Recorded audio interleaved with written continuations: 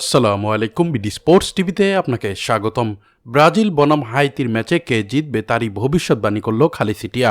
বিস্তারিত জানতে ভিডিওটি না টেনে সম্পূর্ণ দেখুন। ফিফা বিশ্বকাপের গ্রুপ সি এর ম্যাচে ব্রাজিল এবং হাইতি মুখোমুখি হবে ফিলাডেলভিয়া স্টেডিয়ামে, যা লিঙ্কন ফিনান্সিয়াল স্টেডিয়াম নামেও পরিচিত আমেরিকায়।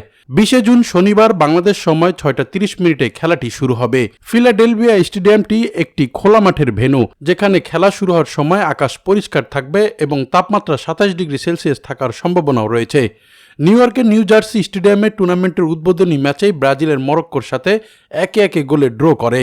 কার্লো আনচেলতির দল 51% বল দখলে রাখলেও লক্ষ্যবস্তু টার্গেট করে 5টি শট, যেখানে ভিনিসিয়াস জুনিয়র গোল করেন একটি, আর এতেই ড্র করে মরক্কোর সাথে প্রথম ম্যাচ ব্রাজিল। অন্যদিকে বস্টন স্টেডিয়ামে বিশ্বকাপের উদ্বোধনী ম্যাচেই হাইতি স্কটল্যান্ডের কাছে 1-0 গোলে পরাজিত হয়। লে গ্রেনেডিয়ার্সে 54% বল দখলে রেখেছিল এবং লক্ষ্যে 2টি শট নিয়েছিল, কিন্তু খালি হাতে ফিরতে হয় তাদের। এছাড়া হাইতির বিপক্ষে ব্রাজিলের ইতিহাসটাও দারুণ পক্ষে। ইতিহাস ব্রাজিলের পক্ষেই জোরালো। ব্রাজিল হাইতির বিপক্ষে আধিপত্য বিস্তার করেছে সবসময়। আগের 3টি সাক্ষাতেই তারা 22-2 গোলের ব্যবধানে জয়লাভ করেছে। সর্বশেষ সাক্ষাৎ হয়েছিল 2016 সালে কোপা আমেরিকায়, যেখানে ব্রাজিল 7-1 গোলে জয়লাভ করে।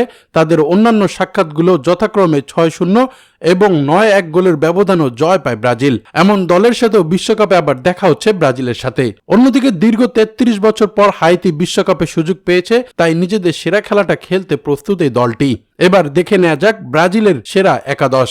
ব্রাজিলের সম্ভাব্য একাদশেই 4-4-2 ফরমেশনেই হাইতির বিপক্ষে মাঠে নামবে। বরাবরই গোলকিপারের দায়িত্ব পালন করবেন Alisson Becker, Danilo, Marquinhos, Gabriel, Alexsandro, Luiz Henrique, Bruno Guimaraes, Fabinho, Raphinha, Matheus Cunha, Vinicius junior.